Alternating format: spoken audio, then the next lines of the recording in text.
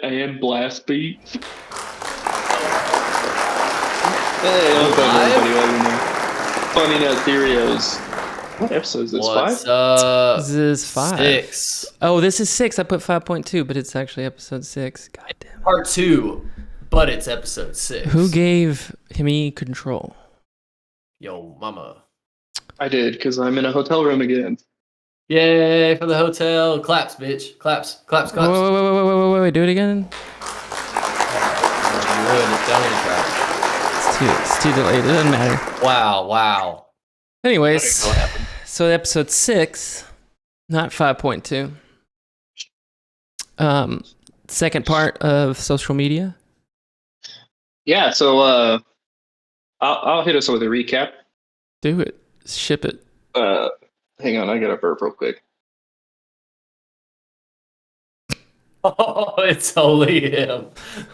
My microphones are in my ears because I'm out of town. That has to happen. I'm sorry. Last week we went into how kind of social media started and the influence that has been injected since its inception. We hit on some DARPA programs and the CIA's venture capitalist firm, which Incutel. is kind of crazy. Yeah. Then we made it through Rumsfeld, Dick Cheney, Obama. Fairness Just doctrine. All the parallels to the church committee and how the government has influenced media since its inception. I mean, we didn't go as far back as newspapers, but we could have. I think we guess the did. church I think that committee fairness does. doctrine, Yeah. it goes back to 1940s, 49, 40, something like Yeah, that. so actually, we were super thorough in that. Dude, yeah. Way more detail than we thought. And so we went through all that influence, and then we got into kind of how social media functions and the algorithms and the data tracking. But I think we should probably start back on that because there might be some more left to be dug into there. And then throughout the episode, we will continue to reference how we're going to get into the psychological aspects of the effects of humans on social media platforms. And that'll probably round us out, but that's what went on last week. Yeah. We're also introing our new band, Algorithm. Algorithms. Yeah, our first single is coming soon. It's the intro to our show. Yep. I might have lost that election, but I'll win your heart with my reggaeton beats. Yeah. I don't know about that. Reggaeton. Okay. Reggaeton beats. What kind of beats does Al Gore play then? It's an interesting Blast question. beats. It'd be like IDM or something like that. No, it's just blast beats. No, dude, it would I be can- like I can super demonstrate. electronic, like digital You think computer You music. think Al Gore's going to EDC every year? No, I think No. algorithm Hey, give me plays that some kind of Molly. music. Anyways, No, you're crazy. crazy. You crazy. Crazy. All right. So I mean, there's a bunch of debate in how innocent the algorithms are and how kind of controlled they are. I tend to think that they're so controlled that nothing you see is necessarily organic. Nothing you see is organic. Okay.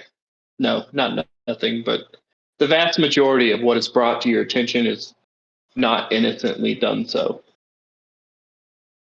I think Especially that's if you're fair. talking about political or scientific views, they're really pushing you in a direction to the extent that I don't trust anything that it presents me.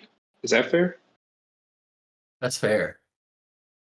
I think it's fair to say, yeah, that it definitely warrants a distrust into it, and it like an inherent like skepticism of what you're being presented, right? Yeah, I would agree with that. Sure. And so within that, the way I forgot to wash my hands.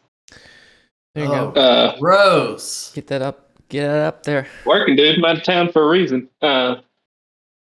Within that is how the algorithms function is all the data they take off of you while you're searching or doing anything. Like to the extent that if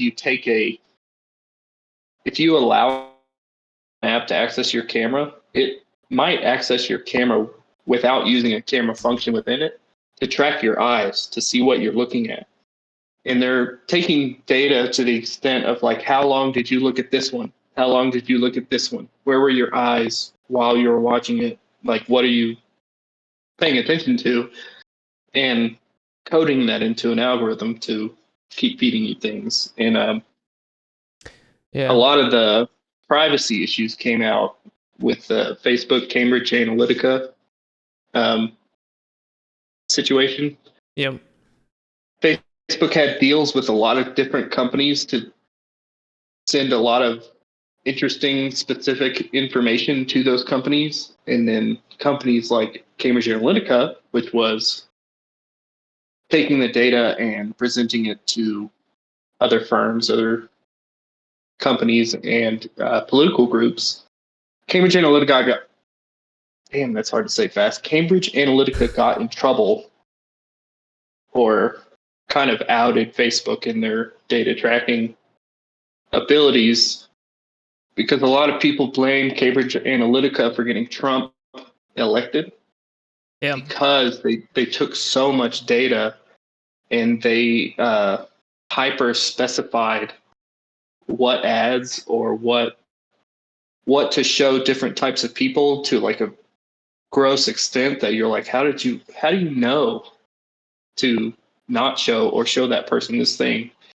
I watched a whole podcast, Valuetainment. Have you seen that on YouTube? I haven't seen it. No. He's like a former military guy. He looks Middle Eastern, but he speaks perfectly English. I think he's American. I don't know why I'm presenting that information, just in case you've seen it. It might catch your eye. But he did a full interview with a Cambridge Analytica whistleblower, and it was a lot of information to kind of digest, but it opened my eyes to what can be accomplished by collecting infinite amounts of data and having the systems to store it correctly and categorize people with that data. And so if you understand the context of what they're taking and what they're gleaning out of it, which is really terrifyingly accurate, if we're being honest about it, and then apply that to, okay, so they're taking so much that they can specify ads against you now assume that they're taking so much that they can specify what they're going to show you to push you whichever way they want you to go. It's the manipulation therein is easier to digest how far it could go. Drake. Yeah. So to add on with what he just said, so I have that link pulled up that you're talking about with what is it called? The BBC. The BBC. Yeah, thank you. The BBC link, and it's saying right here, the newspaper has disclosed fresh details about the way social networks shared access to users' data with other tech firms, including Amazon, Apple, Microsoft, Netflix, Spotify, more, all this other crap. Excuse me. So in some cases, and other companies have said they were not even aware they had special access. Facebook defended its behavior. It said it never gave others access to access personal data without people's permission, and had seen no evidence that data had been misused.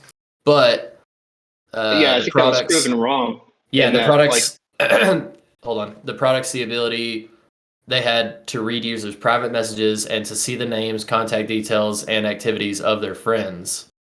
Yeah, like they could be given your information and use that to get your friends' information.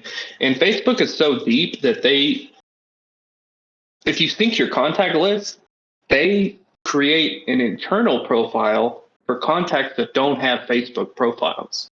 So the second you get onto Facebook, they already know who all your friends are. Yep. And it's because you're on the contact list of someone that already has a Facebook. Also, think about like how you're like, damn, I really want this book. I really want to get this book, and you're looking it up on Amazon. The next thing you know, you're on Facebook, and then you see an ad for it on Facebook, and then you see an ad for it on Google, and then it's back on. It's just on everything. Yeah, and everybody's around like, that. everybody's laughing about it. They're like, "Oh man, I thought about that. Now it's on my phone and every website I go to." And it's like, yeah, there's a reason, man. Because you're And talking the about scary thing about that is this was on Joe Rogan not too long ago. I saw this clip. He was talking to a guy, and he brought up like I never Googled it, but me and Jamie talked about it, and I got an ad for it. And he was like, "Oh no, they used Jamie's information to send you the ad." And he was like, "What?" And he was like, "Yeah, like he was claiming they don't open your speaker and listen to your conversations, which, I'm a conspiracy theorist, so I think they're definitely doing that. 100%. They're not tapping into your speaker? And your camera, because you can see a picture of Mark Zuckerberg opening with his Mac, and he's like out on vacation somewhere, and he has like a little piece of tape over his camera. Oh yeah, none of the CEOs of these companies allow their kids to have smartphones, which is also they don't allow them to get on the internet. They don't allow them shit. But hey, what's up, Ranch? What was I on right before that? Dang.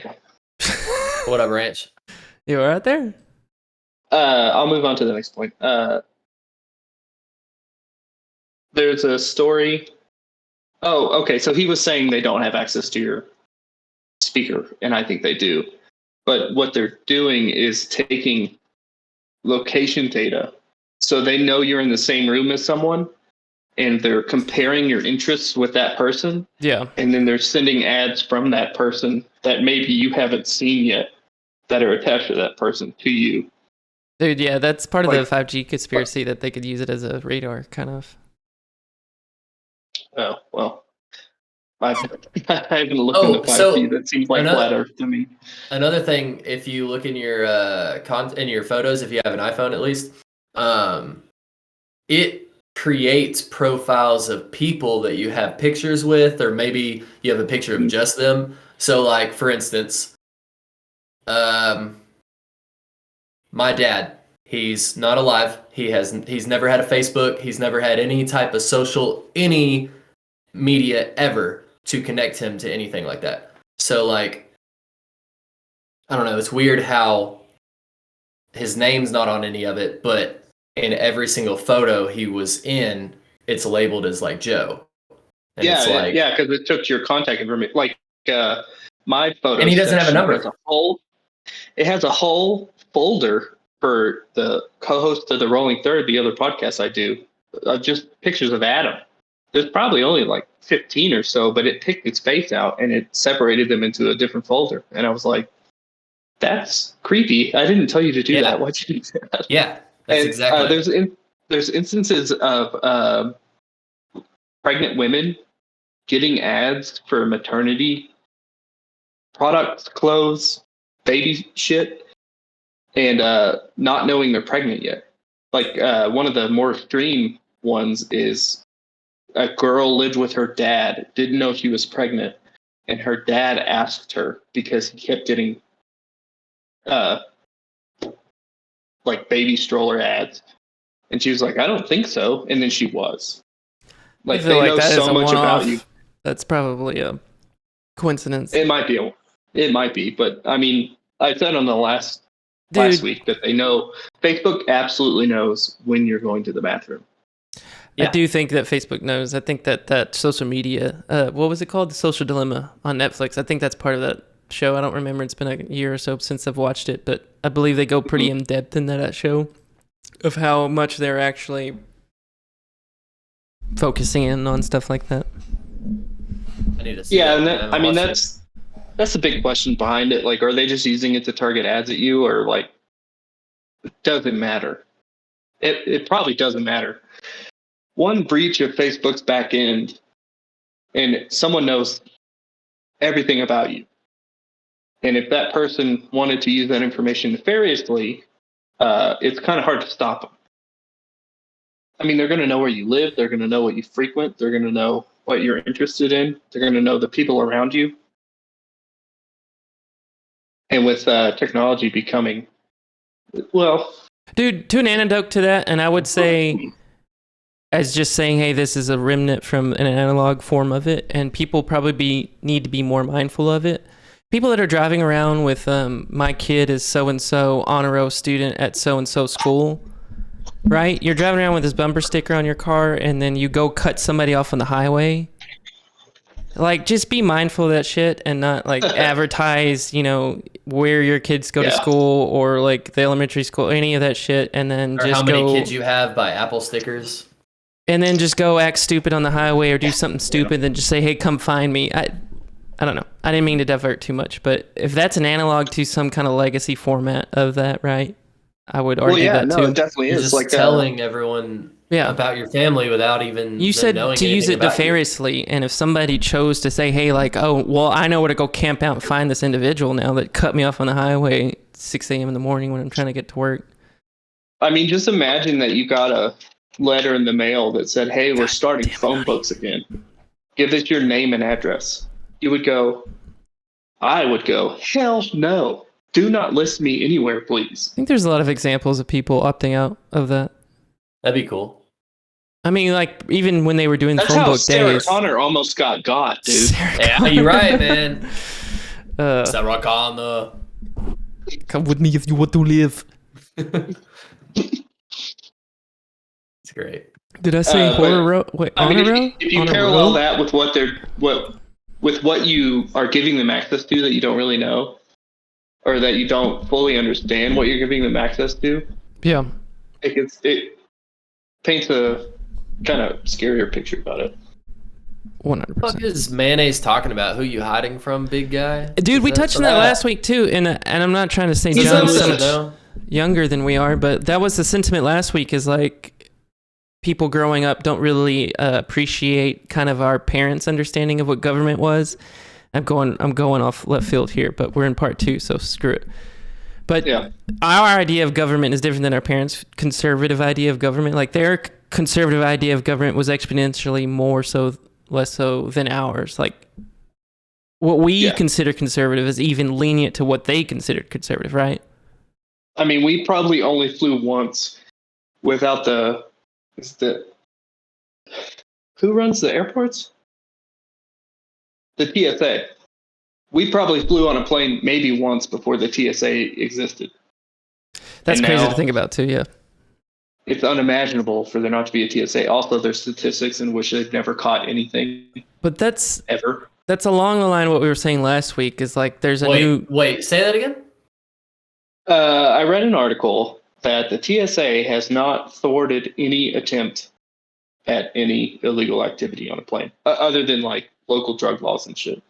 Oh, okay. So they've But never like found bombs or terrorists or anything like that? like every knife they found was just a redneck who forgot it was in his bag.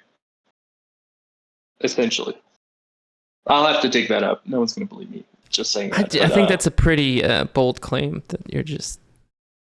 No, there was like a study, and they like sent people through the line knowing they had shit, and they just went through the line. Hey, can you go test this? This is it? I guess an individual. Whoa, I'm changing again. Here we go. That's a lot. Oh damn! There we go. I have a story. I'm gonna run through it. On my way back from Utah last week, I went to the airport, and when it gets real busy, you realize how shitty the TSA is, in that they go, just leave your shit in your bags and send them through. There's too many people behind you. It's so they did that, and they weren't using the full body scanners. They were just walking people through metal detectors. I think there's a difference between Wow. a carry-on and checking something, right? Like carry-on is a lot more scrupulous. Is that a word? No, these were carry-ons. They said, put your bag on the belt and walk through this metal detector. And I got stopped at the metal detector because it just randomly says, stop this person and check them. Yeah. So I got randomly stopped at the metal detector, and I had to stand aside for 5 minutes. And the guy who was supposed to come check me came, and he was like, all right, walk through the metal detector again. And I got the random search again. And he was like, no, just come on. And he like swabbed my shit with some like, I'm going to make sure your laptop's not a bomb swab. And I was like, dude, there's stuff in the airport you can buy. Like, you could let me through and then I could make one. Not saying I would. With the stuff that you can buy inside of an airport? Yeah. That's true. I would. Why are you even saying? What are we talking about? Will you zoom in on me? Will you zoom in on me for a second? Here's Clayton's instructions on how to build. No. Never would I. I don't even know how. I just know that it's possible. Okay, let's continue. I'm glad we clarified that. Excuse me. Glad we clarified that. Yeah, I already told people you could yell fire in a crowded theater. So yeah, we have you on camera live. Anyways. With that. Clip that. God, I hope I'm not on the list. I just got priority, man. I get the short line. I mean, Hey, how much radiation comes off those machines? I don't know what they're called. The ones that spin. Probably not none. Yeah? Probably not Okay. 0. I was just curious. paging BOC Sasa, where are you at with this information? Oh no, I think he's actually pretty against like What? I don't want to speak for him, but CT scans are pretty radiation heavy. I've had a few of them because no one believes a 15-year-old saying I have kidney stones. Who are you saying is against that? I said I didn't want to speak for him. I was just saying not he would against probably it. have a ballpark amount of radiation more so than anybody else on the Yeah, I just think his ballpark is like, don't just go get one for no reason. It's what I think he would say.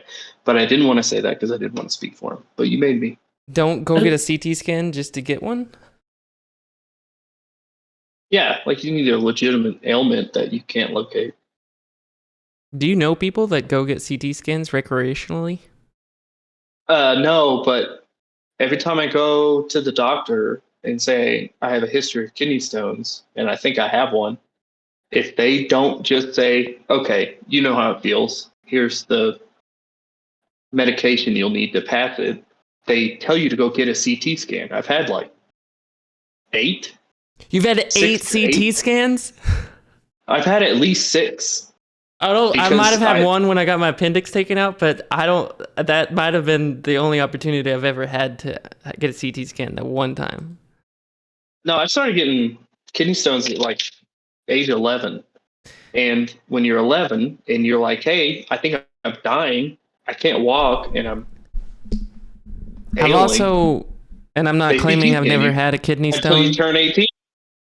I've never gone to the doctor for a kidney stone. I might have passed one, but Hey, listen, I've never had a kidney stone. I'm not saying I've never had one. I've just never gone to the doctor for one. And not I never known to go to the doctor for one. I might have experienced one and be like, hey, this is bad, and then be like, ah. No, then you didn't have a kidney stone. I get No, that, 'cause- but then people describe what a kidney stone feels like. I'm like, ah. No, it is debilitating. It's fetal position, Okay, and that's fair. you still can't. To be fair, I think you've probably had more of an extreme version of it than I'm claiming what I experienced. Like, I probably might have had a smaller one maybe, and then just passed it, and it's okay. Why are we talking about kidney wow, stones? yeah, goddamn, we're talking about No, social dude. media, guys. Anyways. No. Well, we got on the radiation because I started talking about the it's Well, episode I brought 2, us on dude. the radiation. It's so it's episode our 2. fault. Floodgates open. What I'm saying is, when the second you get a kidney stone, you think you're dying, so you go to the hospital because it's pain that you cannot imagine. I think that's fair. I'm agreeing with you. I'm just saying that the size and the experience of pain is probably on a spectrum dependent on the said size of the stone. A stone. No, you could. No. You could. Any stone size, passable- it's immediately the same experience. No, some hurt worse than others because they're bigger, but even the smallest one that you could pass, you're going to feel it, and you're going to feel like you're dying. Okay. Fair. The tube it has to go through is essentially closed compared to the size of when a kidney stone moves from your kidney. Okay. I agree to disagree. I'm not even disagreeing. I'm concurring with what you're saying. It's like trying to stuff a BB down a coffee straw. You just can't. What's the opposite of throwing a hot dog down a hallway? Yeah, Oh, it's the fuck. exact opposite of that. Anyway, so we're talking about Social media. Do y'all have kids? Do y'all have Twitter? What? All right, where are we going? Trying to We've got to get defer us your from that fucking conversation y'all were having. How did we get Oh, yeah. travel set up your list. Oh, is it the microphone? I'm sorry.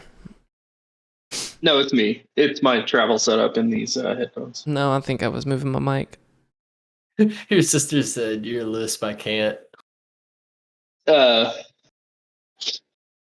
anyway, we got into the Cambridge Analytica stuff and the data they're collecting, Yep. and then DHS leaks. I think Jeremy, I think this is your link. It's Vice.com.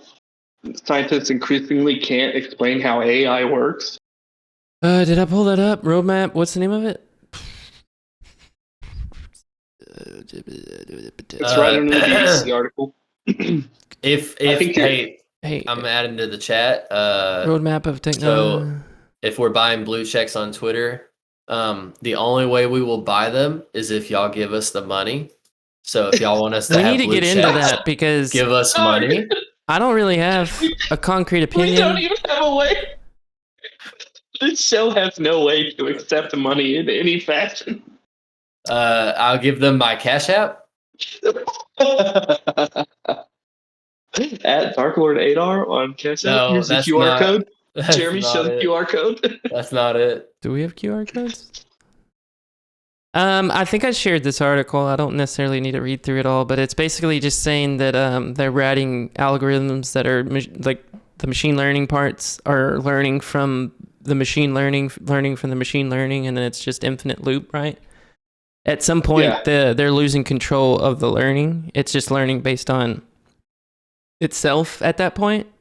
And so it's basically writing code dependent on what it's learning from itself, how to do it better, more efficient, in ways that we as humans wouldn't have necessarily thought of. But the computer did it, and it's like, hey, that should be this way, and it'll rewrite the code and do it, and then go down this path that's just like humans are like, oh, why did it do that? And then they can't explain the codes that it's writing, basically. Someone hit the pause button. But to me, that's a signal. What were you saying? Sorry. I read an article that the AI that they put on, I think it was Twitter or something, that they specifically designed to have like normal human conversations. They were asking it questions and trying to check the backend to see if it would dig into the internet or like go outside of its own knowledge and connect to something else to look up that information, and it didn't. And they were like, but it's still answering the question. This is kind of too vague of an explanation, especially because I can't even tell you what AI it was. Yeah. Um, but as an aside, it was a pretty crazy story because they were like, I'm going to ask it a question I know it doesn't know, and then wait for it to Google it, and then see what it gives me. And it was just saying shit. Like it had learned to lie. I thought you said it was right though. Like it figured out the right answer somehow. Well, it was like right how I'm right sometimes, how I just kind of deduce shit and say, I don't know. Was look it up. right? Yeah.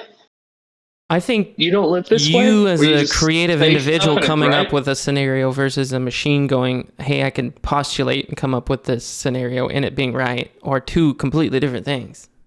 No, that's what the AI did. Okay. Because they were waiting for it to go outside of the conversation to look it up. And it just solved the didn't. puzzle itself. Yeah. Yeah. Basically. Okay. We could get into. I don't think it was a whole game of chess, but it was a question that they knew the AI didn't know. Right. I guess. Sure. Anyways. No, I mean, I think it's along the same vein. It's just this article was basically saying that it's writing code to the extent that they don't understand why it's writing the code. It is solving the problems. It's like doing what it's designed to do. It's just writing code that they couldn't have imagined doing it, right? It's just solving problems in a very different way. Yeah, and I'm not claiming to be any kind of, I know very, very, very, very, very little, like the most basic forms of coding. I don't know. I wouldn't even say that's fair. I know nothing about coding, but anybody that I imagine does know anything about coding, if you see this machine coming up with code that is creative and like kind of solving problems that in a way that you didn't think to solve, to me that would be a red flag. Them going, oh wait, maybe this is the first indicators of like something kind of spark, right? Perhaps this is Pandora's box and we ought to shut the shit out of it right now and padlock it. No, I've taken like one online course for coding, and I dabbled in HTML code. Yep. So if you gave me like 2 weeks where I don't have a job, I could probably set you up a very basic website. You're not going to buy anything off of it. Yeah. But it doesn't necessarily have to be Squarespace or whatever the fuck. But so I kind of don't know that much either. But for a robot to be making its own, or an algorithm to be making its own code is kind of, yeah, and that's what I think. Because coding is a language, and the 100%. way you explain that makes it sound like the algorithm is writing in that language, but in an unknown dialect. Does that make sense? So like they're doing things that people know how to do, but they're not doing it the way that people know how to do it. Okay, you're a musician. I think this might be the best analog for it. But say you could teach any machine like MIDI and like sounds and rhythms, and you could plug in MIDI control, and it's just the sounds are there and the song is there, but there's no like feeling behind it. Have you ever like, you know what I'm talking about, right? Like plugged in MIDI. No, yeah, it's like you're writing tabs, but the algorithm's writing music. Yeah. Well, what I was getting at is that or vice versa. This is beyond just plugging in, just that source data. It's like taking that information and like, I don't want to say like creating art with it. I mean, you could argue that it's art with it, but I'm trying to say that like it's creating like tangents that weren't there before, which to me is, I don't want to go down this route necessarily. I think there's a whole episode on AI, but I think to me that's the first signs of intelligence. Go ahead. No, it's a bold leap in the lifespan of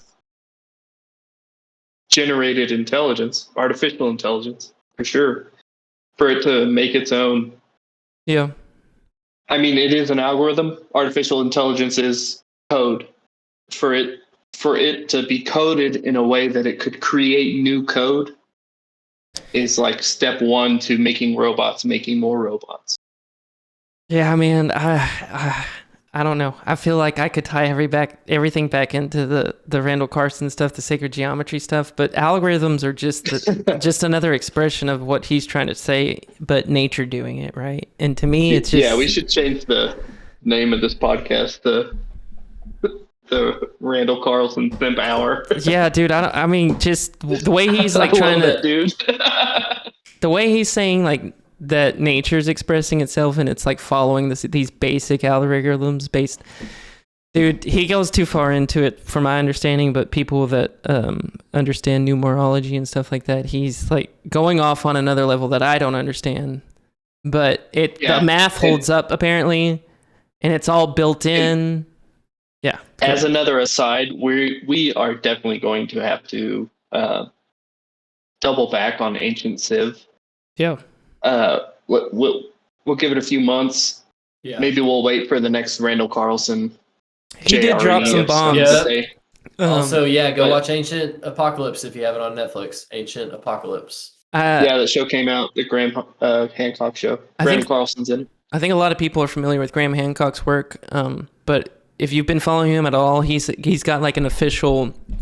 It's not History Channel, but it's Netflix, but it's History Channel formatted documentary style. And it feels weird coming from the perspective that he's not necessarily a scientist and he's kind of doing it, but it's weird that he's having to do it. That's what he's trying to call out in the show, but he's the one pointing fingers at all this discrepancies and why won't people acknowledge it, kind of stuff like that. We didn't fight about it. He was going off on JRE with Randall recently too. So they had an episode before Hancock's show dropped on Friday. They did a JRE episode on Thursday, and it's Randall and Graham and Joe Rogan. It's great. And it's a capsule episode. 3 hours long. It's a capsule episode. They kind of rehashed everything they had done all previous, like 10 years worth of YouTube and Joe Rogan episodes. But they kind of re-summarize it. It's definitely worth a watch. I mean, I'm not trying to sound too much like a fanboy, but go ahead. Before Joe Rogan was, in Newsweek or whatever, it was still probably the biggest podcast, but he wasn't catching grief from mainstream media. He was having Graham Hancock on, and Graham Hancock taught his audience from Joe Rogan listeners and from clips from those shows.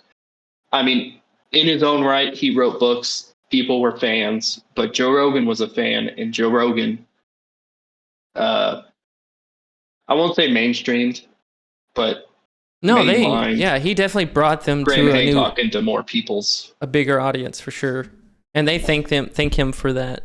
And I mean, it's weird, and he's pointing it out in a show, and we're just going right back to Ancient Civs, but I don't know. It's weird that he's meeting this oppression, and to me, to tie it back into social media, the reason suppression is everywhere. Yeah. Well, the reason he's becoming so popular and like UAPs, like everything we're talking about, is becoming so paramount and like just top of mind. It's like it's the Truman Show. It's like you're being shown what they want you to see, just to kind of desensitize you to what's really coming, and that's why I think we're here. Anyways, La Quinta. What does this person in the room next to me think of? He's asking about my hotel neighbors. It's pretty funny. Did you introduce yourself? Hell no, dude. But the doors here, if you don't shut them yourself, they just fucking slam. If you don't moderate the door. Yeah, I left this morning like 6:30 or something. It just went kadoosh, and I went, sorry. Tiptoed all the way out of the fucking hotel. I love staying at hotels, as like gross or as weird as it can be. I just love to do it because I don't get to do it too often. I never really stay at hotels, but it's pretty fun. It's pretty fun. Probably about after the 10th one, the novelty wears off, and you're like, God damn it, I'm gonna sleep like shit. There's gonna be nothing on TV. Imagine it's a different experience having to do it for work too. This shampoo's gonna fucking suck. You don't bring your own shampoo? No, I used to, but one time I went to San Francisco, but I was working in Oakland, and they stole my toiletry bag. They busted my window and stole all my tools and my overnight bag with my toiletry bag in it. And then since then, I was like, fuck it. How long ago I'm was gonna that? rough it. At least a year, maybe 2. It's been a minute. But anyways, okay. So Back to social hit us media. with some of this. Hit us with some of the singularity. Hang on, we're not there yet. That's the 2 hour or the hour mark. We're not there yet. Yeah, we're not there yet. Hold up. But it is prime time to get into the psychological stuff, Drake. Okay. All right, it's way down. There is a show on Netflix. It is on Netflix if you have a subscription to Netflix, so it's not free. But definitely check it out. It's called The Social Dilemma. Social Dilemma. Yeah, we've looked at it a few times. It's really good. It's by Vice, which I have reservations about. I don't feel like Vice is always completely transparent with their motivations either. But it is like ex-Google, blah, blah, blah employees talking about kind of what they were hired to do and what their objectives were. Yeah, I think one of them at the time of the filming of the show is actually like the CEO or some high up in Pinterest. But he was like, "Oh, but I ran Facebook's monetization program." Yeah, like some of them were CEOs that got hired on by bigger companies to run like their monetization format. It's crazy stuff, and if you watch it, it's pretty good. There's a I won't say shitty, but there's like a shitty fictional narrative that they do behind it. That's kind of like a movie within the documentary that I didn't really care about, but yeah, it's like a fucking Lifetime movie, and you're like, dude, yeah, just let these other motherfuckers talk for 3 hours straight. It's actually got the kid from Righteous Gemstones. It's funny that now that I'm connecting those are the same actors. But they lend a bit more credence to the pitfalls and the possible exploitation of social media that we're trying to point out, but they're not us. They're like, we're in the industry. We actually happen to know what exactly is going on.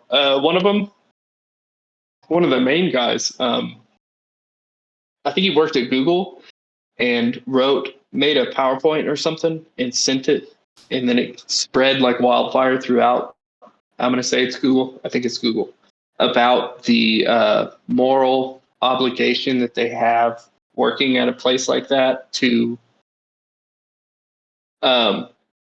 just like their moral obligations to not be shitty or not ruin people's lives or be aware of the effect on people that they're having working that. Like he was head of Gmail, I think. I think I've got something. And he was like, Google he was like, don't be evil. Yeah, from its code of conduct, right? But so he made this whole thing because this isn't he what realized he about. became addicted to emails, Gmail specifically. Yeah. And he sent it to like 6 people, and then it went through the company, and then he knew that it got brought up to the main guy in like 2 different meetings, but he never heard anything from him, and that's what kind of changed his thought process to like, I thought I was providing a service, and I thought I was calling out the dangers of the service that we're providing, and now I feel like it's a known problem that is being exploited within this company. So it's a really interesting juxtaposition from a person Do I in need the to Google industry. that? Can you define that for me? I can't even fucking spell it, bro. I think I just used it correctly, though. That's a skill in its own, right? JUXTAPOS. Please don't. IPION. I thought I just broke my computer, but it didn't. We're fine.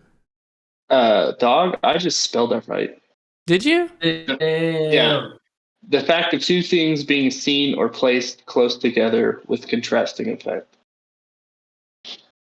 Oh, being that he understands it's a service, but he also understands that it's negatively affecting some people and trying to come to terms with that. Dog, I might be like real smart. I know saying dog at the beginning of that sentence kind of ruins it, but science, I'm here for bitch. Sorry, I'm watching too much Breaking Bad.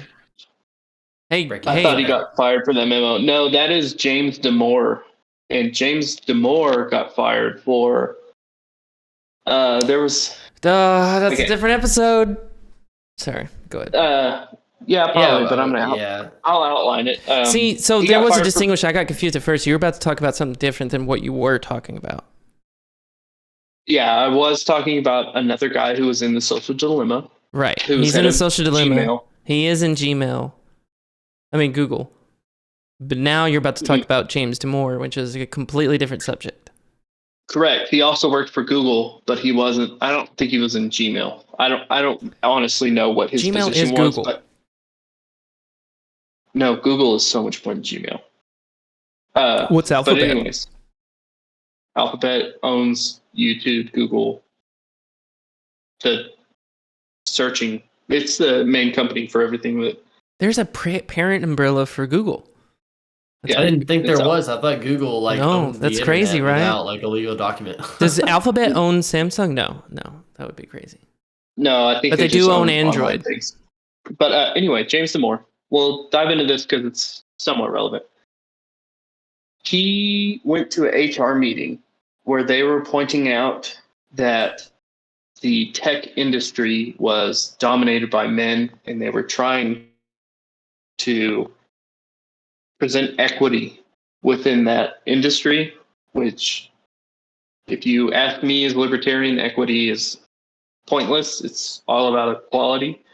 They're two very different things. But and he took the information he learned and applied what he seemingly knew about the situation already, and said that, well, there's less women at Google because women tend to not, and this is all very generic. It's not any one woman. It's just the tendencies of men against women. Men go for STEM fields, women go for arts fields. He wrote a very in-depth article that articulated it much better than I did just now. I was about to lead you some credence by saying there was like 5 big personality traits that he was pointing to. Mm-hmm. That's like scientifically established, just like, hey, 5 big personality traits for these people, for the sexes, right? For men and women. Right. Yeah. And that's all he was pointing to. Go ahead. Right. And his memo, as a response from this HR meeting, went viral throughout Google, much like this other guy's memo did. But he got fired for it, for being sexist, I guess. And he was like, no, I'm not being sexist. I'm just saying that there's differences in Dude, this is relevant. This was in the news today. The Google. This is a company of puzzles, and dudes like puzzles is like the sentiment he was trying to say. Dude, there was an article today, and it was the Google CEO like quoting the same stuff that James Damore was quoting as an excuse why there wasn't more women in their workforce. Yeah, they kind of reiterated what he said. But they fired the guy for saying it. It's crazy, dude. It's not misogynistic. What's misogynistic? Different episode. We do need to do a different episode on that. Yeah. Let me get on the psychological shit. Yeah.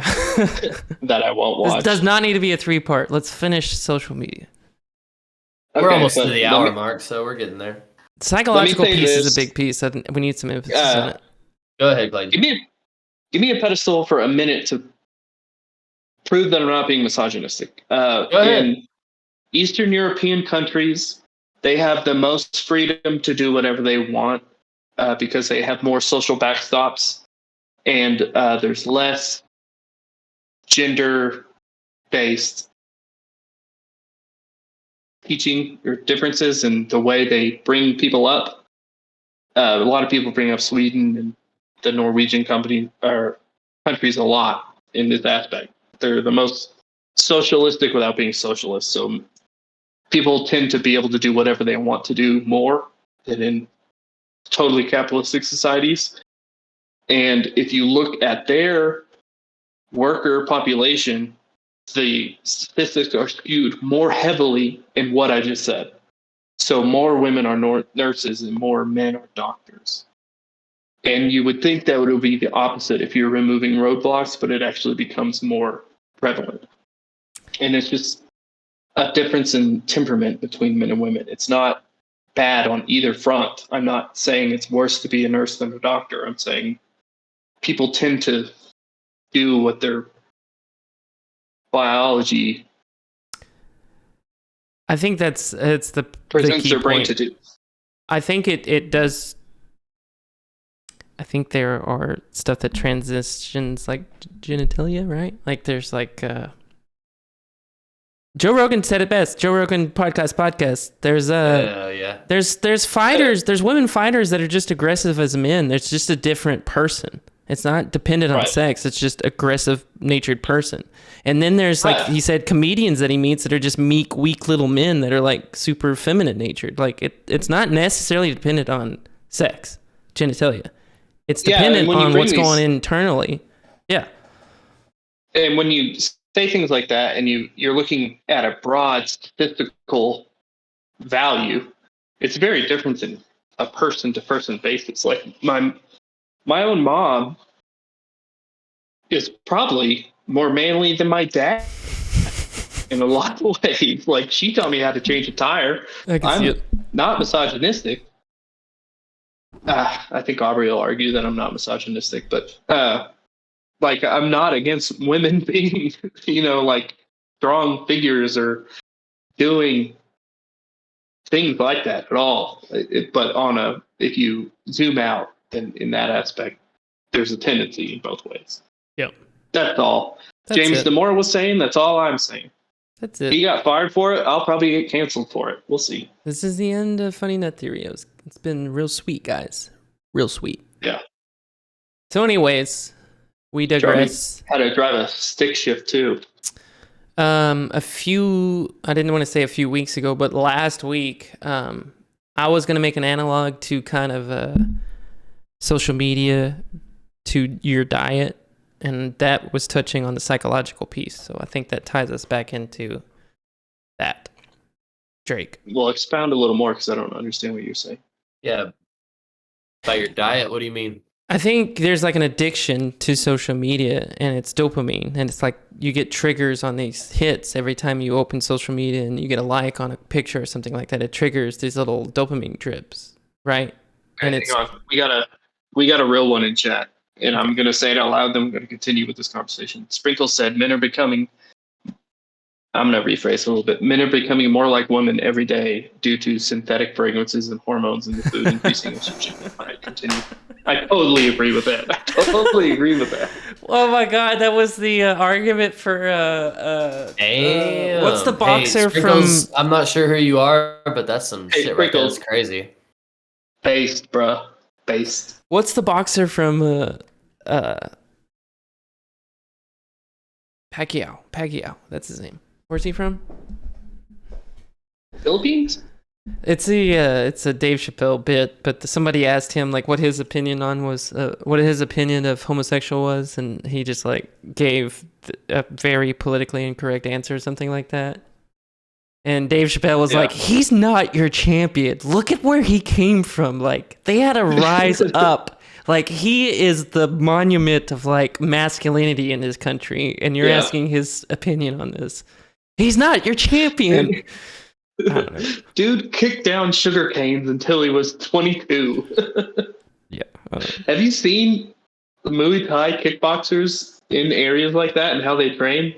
They literally punch down trees. Yeah, They punch a tree until it doesn't exist anymore. Yeah. Jesus Christ. I feel like that would like ruin your hand. Just Or if you do it your entire life, you get really good at punching down trees. And then you turn 60 and you have arthritis to where this is all your hands do. what's the Jimi So, Hendrix lyric? What are you like 6 outside and you're like, I want to play, mommy, and they're like, no, you punch the tree, and they're like, Yeah. The only Okay. way out of this poverty is for you to learn how to kick down sugar canes. that's Anyway, stupid. Anyway, go on with the we psychological digress. shit. Back into so I'm creating an analog between that social media and your diet. So like people that like I got corrected last week on the word, but there's a word gorge out. You just eat, get the dopamine hit, whatever it is. Okay. That's the same No, as I do social that. media. So you just sit there and get this dopamine hit from like likes and like. I mean, I don't even think it's likes at this point. I think it's specific content that they cater, and that's further to your argument, Wasabi. That's just that they're kind of cartelling this stuff to you to keep you on their platforms longer. Cartelling. That is pretty obvious. And if you just follow the incentives behind it, then of course that's what they would do. They're incentivized to keep you there. I said binge out on food, right? Yeah, same thing. You can actually follow that through when mainstream publications started becoming more online. They were not as popular as what was already online until they learned what the algorithm was doing, and they learned that people click on things that piss them off more, and that the algorithms were pushing certain buzzwords.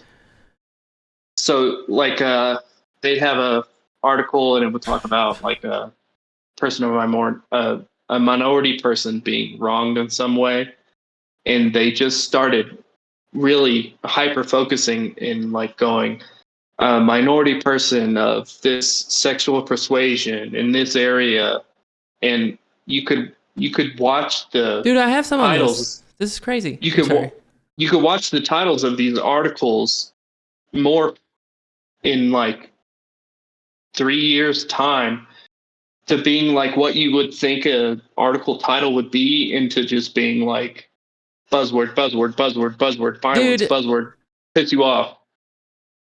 To me, this is just common sense. It makes complete sense. The more morally outrageous language you use, the more inflammatory language you use, contempted languages, the more indignant, whatever. You get the point. So we're being rewarded for being. It makes complete sense. The more controversy you like light a fire under, the more it's gonna. It makes sense. I'm sorry. It does make sense. I'm gonna say it keeps making sense, and it's citing the social dilemma.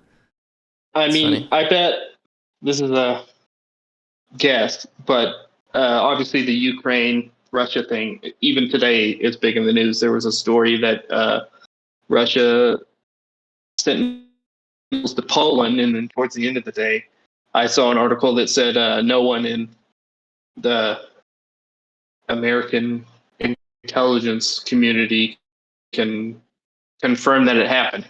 But this morning, it definitely happened. And they're all at a G2 summit, so it was crazy. And then in the afternoon, they were like, well, it might not happen. I still don't know what has happened there. But I don't imagine you're going to find an article about the Russia-Ukraine conflict that does not involve the word nuclear war or bombs or violence in some manner. No, like you're going to have to dig to find an article that really paints a picture.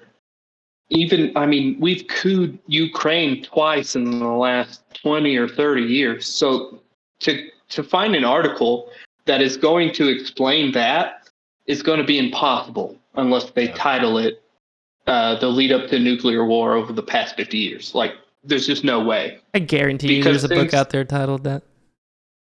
Yeah. No, but since the fall of the Soviet Union, Ukraine has been a puppet state for someone or another.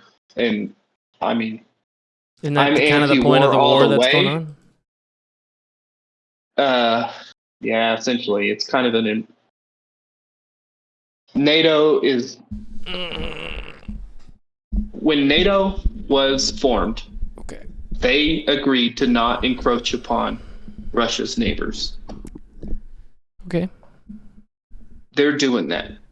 So if you look at that, zoomed out, you go, oh, well, why wouldn't Russia get pissed off and invade Ukraine and Crimea? I'm not saying that's correct. I think Russia is wrong. I just think the U.S. has no reason to be over there. Yeah, but they told all NATO, the information going to be fed. Do what? They told NATO, you need to stay back, and that's not what they were doing. They kept coming closer and closer to Russia's borders. They get there. What happens? Putin fucking strikes. Putin told them before to not. I'm not saying Putin's a good guy. He's a warmonger just like them all. But I'm just saying he already told them. So I don't know why they're over there fucking around. Jeremy, get the camera on me. Yeah.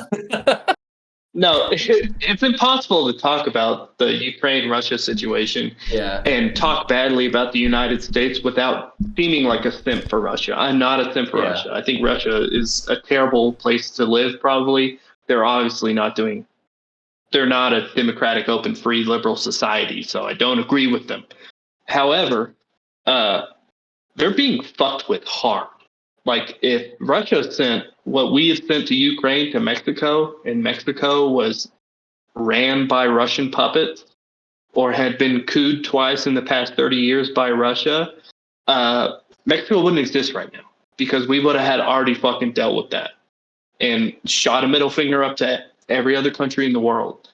So it's kind of, if you look at it from a global perspective, the first question is, fucking, why are we involved? The second question is, didn't we kind of like provoke? And if we didn't, we weren't helping. We weren't calming the waters. I think to tie it back in, right? So just shortest recap possible. DHS leaks. We get leaks that the government is interfering with social media. We hear about them influencing the narrative within the social media. To me, that's all the same because I can watch a different set of videos and have a different opinion on what's going on in Russia. I'm not saying that Putin's right in anything he's doing. I think he's an asshole and needs to be gone immediately. But the Russian, you said you think it's shit to live in Russia or something like that. I don't think that's necessarily the case. I think people are proud to live in Russia and are. No, there's definitely a proud Russian population. I mean, Crimea voted to be annexed by Russia before they were invaded by Russia. I think it's the same thing with us. Like, we have leadership in place that I would 100% say, like, I do not identify with. And I would say I haven't identified with a political leader, I mean, in my lifetime. Obama might have been closest to it just because I think he was closest to what I would identify as, like, a figure of American people, right? Like, he conducted himself. Yeah, but in retrospect, Obama gets worse and worse. So I'm not arguing for like how good of or bad of a president was. I'm saying he came closest to what I would say is what I would identify as. Yeah, presidential is probably the best word. Everything else to me is just like a shit clown show, and I'm like, I don't understand how these people get put in these positions of power. Like, they're supposed to represent you. So if I was living in Russia and I thought of an American, I'm gonna think of Trump now, and like all Americans are Trump, and that we're just all assholes. Like, what the fuck? Yeah. Anyways, there's in Star Trek. Yes, bring on Star Trek.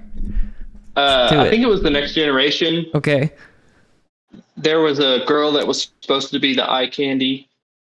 I think she was Puerto Rican, but their numbers weren't good enough, so they brought in another lady with big old titties. Do you know who I'm talking about? I think it's Voyager.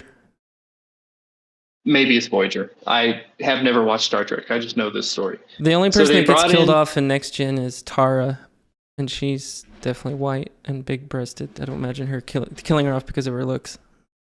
Maybe it was her. They brought in extra eye candy in some form of Star Trek. Voyager. Her husband was a Senate member in Illinois, or was running for Senate in Illinois.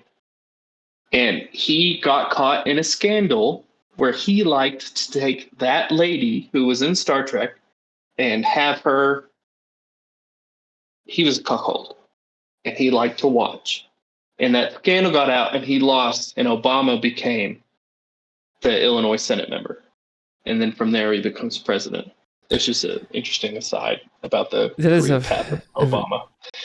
Like, if that guy isn't a cuckold, then Obama doesn't become president. I didn't mean to pull us into Obama politics. I'm just saying. I probably shouldn't have said that. Mm-hmm.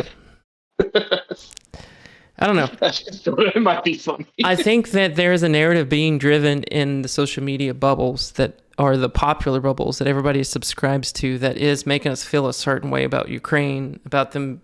I'm not saying they're not the underdog and that we shouldn't be rooting for them and all that stuff, like democracy all the way, 100%. They should be fighting up against Russia. I'm just saying, like, we are being manipulated. Push that way. Yeah. 100%. And one way or the other, I'm on board. I'm saying we should be helping out. I agree. I think we should be sending aid. If we're the biggest, baddest bad guys, then we should be defending democracy 100%. I'm just saying the narrative that I think everybody is tapped into is built on I would like to shifting insert, tides. Think of the $80 billion. I'm going to cut you off for 1 second. All right. Oh no, they just passed another thing to send more money. My assertion, which I can't prove and is not provable, is that everyone on Twitter has a Ukraine flag in their bio or their name or whatever. I bet they've never had an American flag there, because it's obvious that America as a country in foreign politics has done some evil shit for like the past 70 years. When was World War II? Since World War II? 60 years? What's your point? I'm sorry.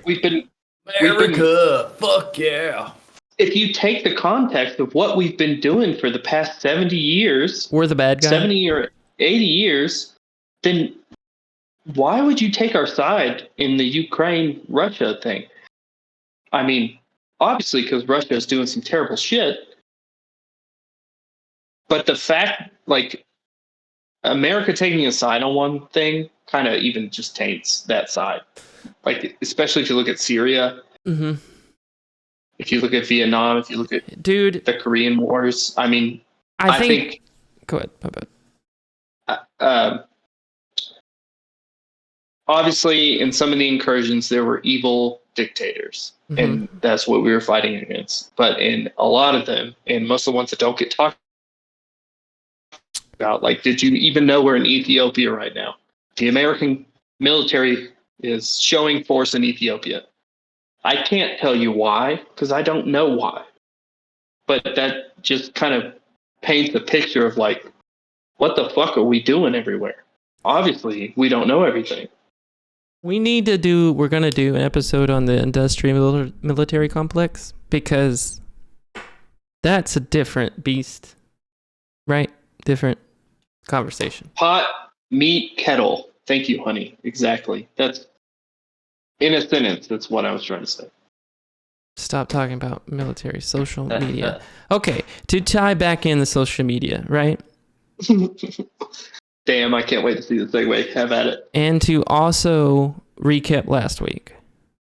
And I'm just going to give a brief... Dude, the more and more... I skipped out on history so much in high school. Like, I checked out 100% on world history, U.S. history, all that stuff. Like, I was taking summer school and sleeping through it.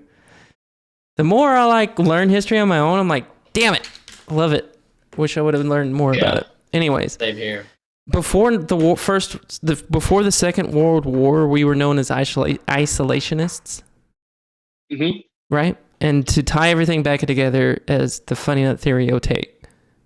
Before World War II, we as the Americas were known as isolationists. It's like, let the world do whatever they want. We're going to do our own thing. Like, the government just serves us protecting the interstates. That was the whole purpose, right?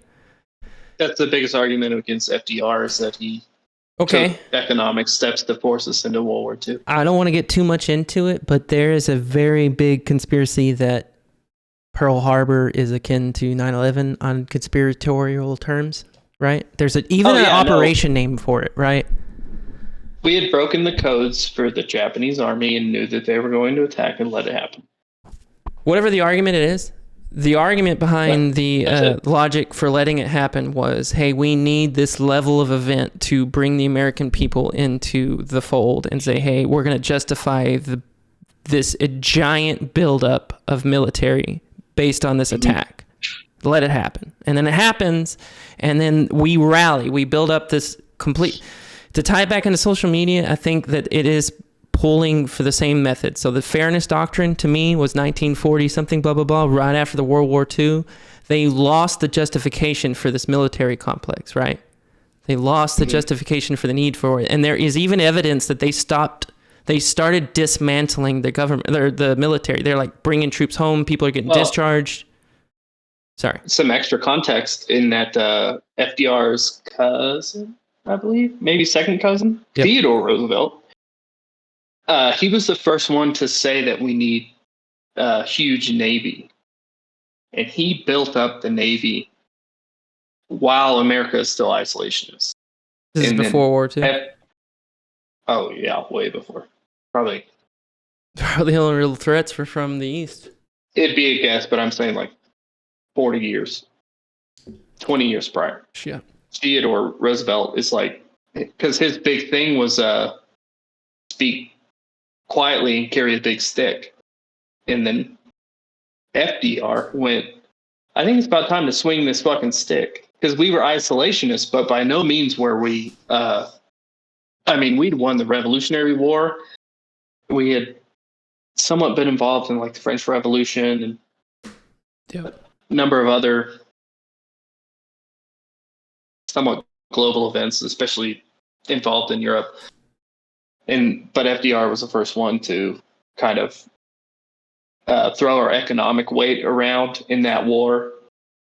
Um, the actions he took economically forced us into that war. It forced Japan to attack us. And I think that was probably the right thing to do, especially considering what Germany was doing. But it forces our didn't hand stop for from sure.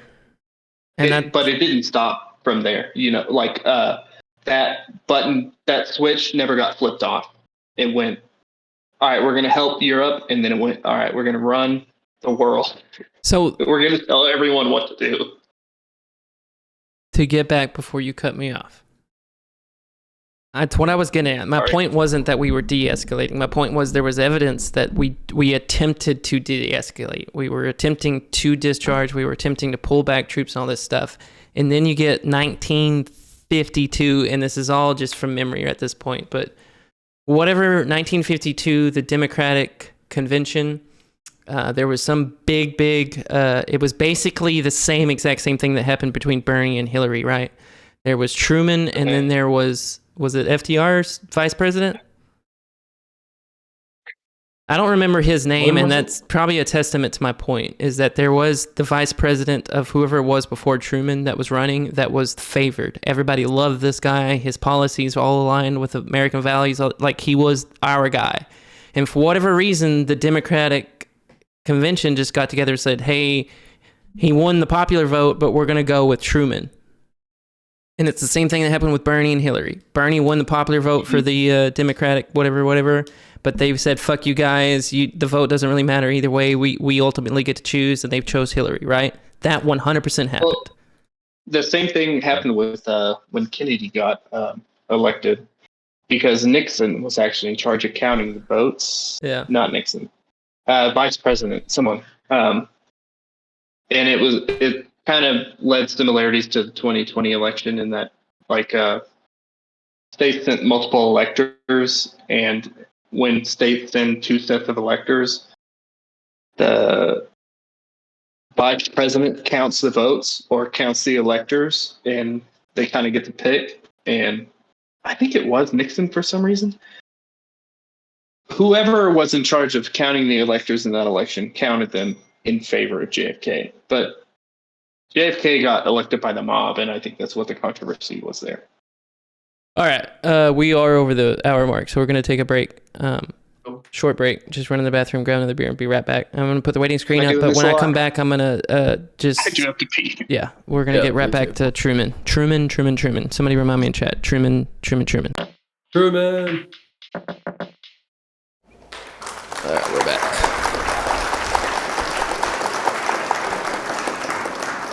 Who's saying Truman in chat? Anybody? Truman Show? Thank you, honey. Honey. So fairness doctrine, that was the same time period that I was getting into with Truman. So Truman's 1952. A couple years before that, you had a law that got put in place saying, hey, you had to represent fairness.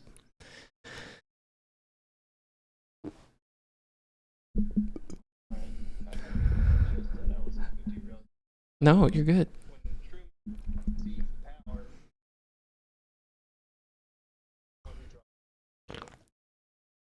He's the one that ended the war.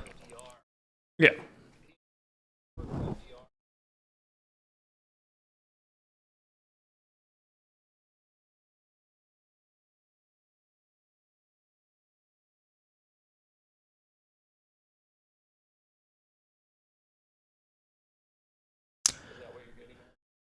I'm getting to the conspiracy side of it that there was. Oh, my bad. God, every fucking time, man. Every time. Truman. Am I back? Damn. You're good. Yeah, everybody's back. Okay, so Truman took over for FDR when he died. He's the one who dropped the nukes and ended the war. There's arguments that the nukes were not necessary. I tend to believe they were. It's Japanese culture, and the country of Japan at the time was probably going to be the last of the Axis powers to quit. So, that whole situation, what it is. I'm not even hard on one side. But in that change of power, in that context of the world, he had to seem assertive and dominant in some manner. So I think his decisions in that context, I think that context is warranted. So I'll stop derailing you. So my conspiracy-minded mindset is that before that convention took place, that they got to vote Truman versus whoever the other guy was. Mm-hmm. Whoever these people in power went to were, hey, are you going to drop these nukes on Japan? And whoever the other guy was like, fuck no, I'm not going to do that. Like, I'm going to go over there and talk some sense into them. We're going to, like, figure this shit out. And they're like, okay. And then they went to Truman. They're like, hey, just if the opportunity arose, would you drop these nukes? And he was like, I would do that, sure. If it ended the war today, yeah, I'd do that. And they were like, you're our guy. Yeah. And to me, the fairness doctrine happening at the same time is evidence that they were aware of the propaganda, of the manipulation of the consciousness of the public opinion, right? And it was their efforts to kind of drive or to even stop driving the narrative, like, hey, no, if we're going to do this, like, it has to be fairly represented. Does that make sense? Yeah, no, it seems kind of like the first the first instance which the reins were presented to drive the sentiment of the populace, and then they were fully grasped upon. And yeah. I'm saying Seabiscuit wins. I'm not arguing if it's true or not, but if you're saying 9/11 is a conspiracy, I'm saying that exact situation happened in the 1940s, 50s with Pearl Harbor. Absolutely. 100%. That It was the was same the exact 40s. scenario. 40, Yeah, it was the 40s. early 40s. Early Yeah. 40s ended the war. I'm saying that's the exact same scenario. They needed that situation to happen to bring us into the war. And I think to tie it in under the social umbrella, that fairness doctrine was the first evidence of them being aware of being able to do that. Sorry, go ahead. And to that sentiment, obviously, things like, I've probably brought up JFK. You just brought up 9/11. Those things need to have their own episodes, but I think those two in particular are going to take more than two. So next year, this is, we've not talked about this necessarily, but I want to do like September of next year being 9/11, November of next year being JFK, because there's so much information and data within those two alone that they kind of warrant. And like, I want to do like 3 episodes on 9/11, and the 4th episode being like, hey, jump in the Discord, hop on with us, tell us how we're wrong, tell us what you think. You can agree with us too. I don't really even give a shit. And on JFK. I mean, I would like some counterpoints on the war on drugs. I think we left that open-ended. No, and I think, there's so many topics to go over, but all the ones we've gone over can be gone over again. I just don't want to get repetitive. But dude, if there's something we haven't covered or some aspect of it, I'm completely cool with doing it again, because the war on drugs is like a continuous thing. That's yeah, it definitely doesn't stop. If you're not angry about it, I feel like we haven't succeeded in doing what I've set out to do. I don't know. Exactly. No, only trolling allowed. Okay, so we're gonna open the phone lines, and oh great, people are gonna bring it on, man. We're here to talk. All right, so let's try to finish this last 40 minutes out, staying on topic on social media. I understand it's mostly my fault. I'm gonna rein myself in here. Let's go through there's a couple points we haven't hit, and it's diving deep into the the I don't know how to explain this. The seemingly convergent end of AI, the singularity, if you will, and then I want to round this episode out on the psychological effects of social media and kind of a conversation on how it is still a utility, but it's only a utility if you understand how it's being used against you while you're using it. I think we need to do the psychological piece before the AI piece. All right, let's jump into the psychology of social media then, because I think most studies show it to not be psychologically great for people. It's actually kind of a heavy negative. So yeah, Drake, I think you've got more evidence on the contrary, but I didn't prepare anything for this argument, but there is an argument to be made, and I'm sure it's out there. I just didn't do the research that it is a benefit more so than a harm. I think go ahead. so. I think there's benefit and there's positive and negative. I think with everything. Fucking waifu. It's a great movie, 22 Jump Street. Where she's tagging. So I just saw that. y'all like psychology. But there's positive and negative to it, I think, because like for me, I love to use Instagram, for example, as like a way of finding new music from bands I like, tours that they're going on, stuff like that, mainly, and to keep up with certain friends. But other people would think, chilling hard, other people would put their whole life in their story, and their story, each story is like this big because there's so many. And damn, dude, the fucking green and white Power Ranger from Power Rangers, Jason David Frank, I had to stop following him because his stories took up like half my fucking day just trying to like skip through it so I could see my friends. Anyway, continue. But yeah, there's a lot of Ranger. Hey, that's fine, man.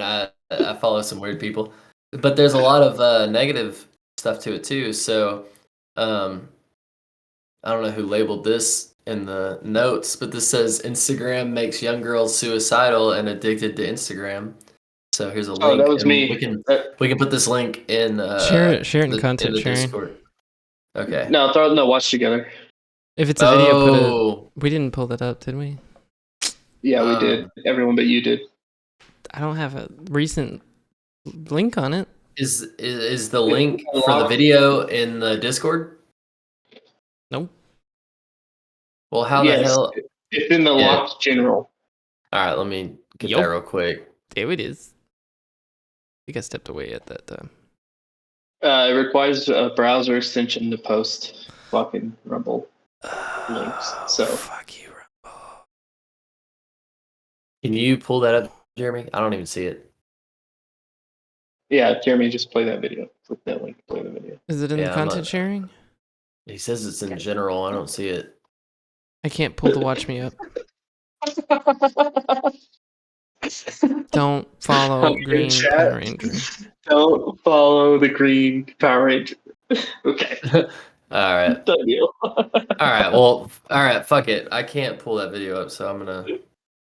Apparently, Instagram makes young girls suicidal. So, if you're a young girl and you're on Instagram, you might want to rethink your life before you end it. No, Jeremy can pull it up on the browser and show the audience. Just put it in content sharing or somewhere recent. Are you running this fucking stream? Will you play that fucking video for everyone real quick? Yeah, which video is it? Jesus.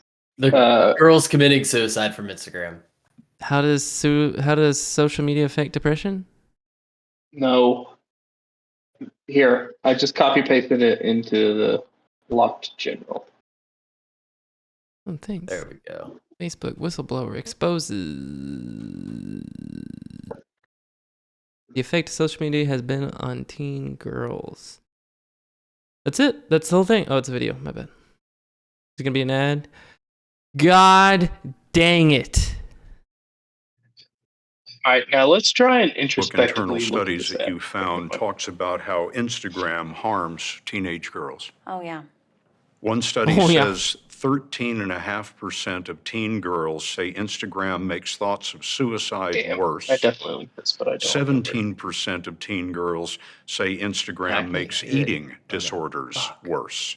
And what's It's super rumble tragic business. is Facebook's own research Yeah, says I can't hear it. as these young women begin to consume this eating disorder content, they get more and more depressed, and it actually makes them use the app more.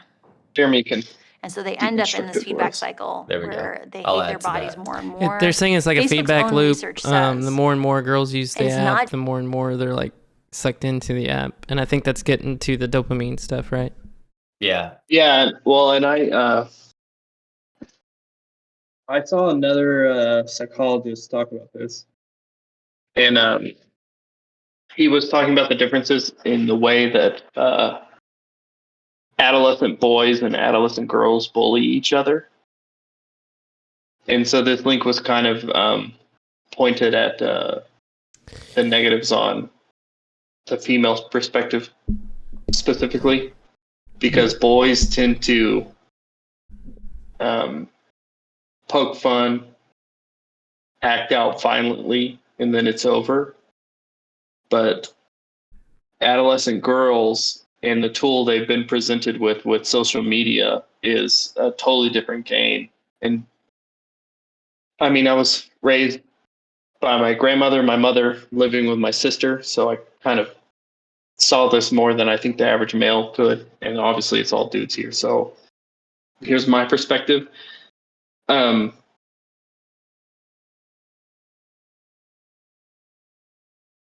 To contrast it against how maybe a boy's been bullied, where you're being made fun of, and then there's an end point to it, in which one either participant draws a line, the line is crossed, there's a climax. It's like a movie. The third act is a end point in some manner. It's either a violent escapade or a de-escalation. But in the world of being a adolescent female, it is nonstop and constant, and social media is very introspective upon your life in that manner, because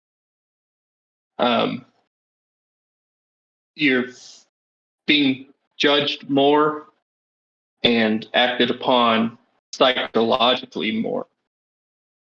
And so social media does not provide the violent aspect of conflict resolution in adolescence, but it does exacerbate the psychological aspect of conflict resolution in adolescence. And I think that is kind of the baseline as to why it affects young girls more than boys. Not to say it doesn't affect the boys, but gossip and rumor is a sledgehammer in the world of being a girl in high school. And to be provided with a 24/7 loop of that with social media, is a seemingly insurmountable roadblock into someone who is on the wrong side of it. It's kind of the point I wanted to make off that video. But Yeah. And this right here, I can post this link in the Discord as well. It says recent research seems to link excessive social network usage to many mental health problems, including depression, anxiety, and low self-esteem. And it was kind of like I was touching on last week when I was saying, like, if you're on Instagram all the time and you're like maybe in a point where you're trying to lose a little bit of weight, and you might be struggling with doing that, and you see all these attractive people on the internet and you're comparing yourself to them, and so you just get this low self-esteem because you're like not at the proper weight that you want to be at. And I mean, shit, that can go a long way. yeah, no, it goes it's into the negative reduce loop. It's the negative loops of these algorithms that we're talking about. Like if they're feeding you what they think they want you to see, and just say you're overweight and you Google one article about I'm overweight, how do I fix it? And then you go to Instagram, and now every ad is just the most popular ad about how to lose weight. Yeah. I mean, when before it was puppies and guitars and hot bitches, now it's ripped fucking dudes going, you got to fast for 14 hours, do 1,000 pull-ups. Like, just that effect on a human psyche in its intent may not be a negative intent, if I'm being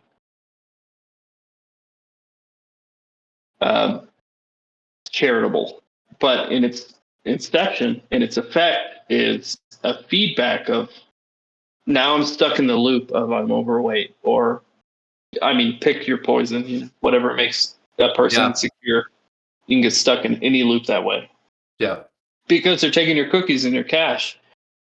And any way you're trying to improve yourself, all those social media companies are glomming onto that and going, oh, we actually have the best way to surmount that obstacle. But really, it's like 13 different ways and you could never do all 13. And now, I mean, their app is designed to make you look at it as much as they can make you. Exactly. And you'll lose sleep over it. And so then it'll cause you to be unhappy and losing your sleep. So then it's affecting your everyday schedule, it's affecting your everyday life, it's affecting your moods. You might have mood swings. You might be a little bit more intolerable to people and have less patience. Yeah, and your formerly seemingly innocuous interests are now it's a self-help app with 14 different ways to help yourself. And when that's all you see, I mean, if you're already in the routine of looking at Instagram 18 times a day, and now the ads you're getting are not things you might want to buy, they're ways to overcome the obstacle that's in your life. Now all you're focusing on is that obstacle. And with anything, you need a break. Like, I think there's studies to where you work for an hour, you break for 10 minutes, you work for an hour, you break for 10 minutes. It's the most productive that you are. But the algorithms don't give you a break because that's against the business model of that company. So this isn't even like nefarious on the company's behalf. They've just built the algorithm, and it's just how it's affecting Yeah, I was trying to talk the about populace. that earlier. Right, Like, they want to perpetuate it. From the basic standpoints, like, I would identify as a capitalist. Like, I would agree, like, you should be able to, like, make whatever of yourself as you can, right? Like, free market, you should be able to make a product and go sell it forever however much you want, do all this stuff. Like, that all sounds great, and I agree with it. I think what we're in now, and there's like a whole subreddit dedicated to it, late stage capitalism. It's just what happens to that experiment after you let it run for so long unchecked. Right? Yeah, well, it's not necessarily a problem with capitalism. It's a problem with advertising. Like, advertising is a money-based science on how to change people's minds. That's incentivized by capitalism. Right. But when all the advertising you got was billboards or in between fucking Seinfeld episodes, it's really easy not to give a shit. But when it is tailored so specifically to you and presented once an hour, every hour, if you look at your fucking phone other than a text message, it's a whole different monster. It's like that's the line between acceptable and unacceptable, is how intrusive it can be into your life. And the adaptation of social media into everyone's everyday life has made the advertising aspect of capitalism unacceptable. I agree. I just put it back on the individual. I feel like it's up to the individual. You can't have it both ways. You can't have the free market and not expect these companies to do whatever is best financially in their best interest, right? Like that is at the bottom of the line gonna be their purest motivation, is whatever drives revenue for this. And we got into it, I don't know if it was last episode or the episodes before, but like the entity of setting up a corporation, right? Like you could set up this corporation and do evil through this entity, and then just like, oh no, that was Google. That wasn't me as an individual. Like I could just pass it off on to Google. It's Google doing all this evil shit, not me, Mark Zuckerberg. I know I'm crossing boundaries. Yeah, but then Google passes it on to whoever made the ad. But Honey's over here dropping based ass points, so I'm gonna point him out because we're in an hour. Said the best way to enslave the masses is to convince them they're free. That's a quote. I'm not sure who it's by, but it reminds me of the George Carlin bit where he basically says there used to be 16 car companies, now there's 6. It's just an illusion of choice because those 6 companies are now allowing 8 choices instead of 2. That's a video I'm pretty sure we said. And then she said, we live in a caste system. They just dangle the carrot of moving up, i.e. the Jeffersons. Capitalism does not equal the most good for the most people. I don't agree with that last one. I think that's what I was trying to get at. System than capitalism. I don't know if I disagree with that. I think capitalism is easily manipulated because people are easily manipulated. But on its face, capitalism is supposed to be the best product at the best price gets the most customers. But when you can manipulate people with advertising, and I'm pretty astutely anti-government, but if the government is going to step in, it should be in what you're allowed. Like, you cannot lie in an advertisement. You can't advertise to children if it's harmful. Yeah. Shit like that. I agree with those restrictions placed by the government. I think that, which is a rare thing you'll hear from me. I think that illusion of choice is a lot deeper sentiment than people understand. I think people... Oh no, there's a whole graph where like 3 companies control absolutely everything. No, I'm saying like 5. your idea of free will is like fundamentally flawed because of that very thing. Like your illusion of you having to decide between these few choices is not free will. That's not the definition of free will, and that's a different episode too. But like you're being manipulated into the idea that there was only 2-party choice, that it's only Ukraine or Russia. Like it's not black and white, and they want you to be thinking that it's black and white so that they can justify building up militaries or sending nukes or whatever their agenda is. I mean, you could boil it down to soft drink companies. Like there's Dude, Coke and Pepsi across the entire I would be the biggest John States. Hamm fanboy ever. Dr. Pepper has a hold in the South. John Hamm? You're cutting out, I'm sorry. John Hamm, the actor? Yeah, dude, Madman. I love John Hamm's a good guy. I thought that was an interesting guy, but him promoting FIFA to me, I don't know, man. It's a big red flag. Fuck FIFA. Oh yeah, no, like a lot of those things, like the Super Bowl commercials. I used to, and they used to be a cultural event. They used to be the funniest, the most creative ads in the American culture. But now they're just whoever has the most money. They're not even, like, for the past 5 years, name a Super Bowl ad. But 5 years before that, it's the fucking Waza or the Budweiser, like culturally significant commercials. But now they're not. And it's because that has gotten out of hand to such an extent that it's not important to have a good ad. It's just important to have your company name in front of 2 million people. I think that's a different sentiment than I was trying to express. I think there's pretty clear evidence that there's slavery behind FIFA right now with Qatar, right? Is that just all? I mean, that's all. No, that's legitimate, right? Yeah, you can name a technology product and find the slavery Dude, behind you it. could take that argument and say like you buying an iPhone is direct support of human slavery.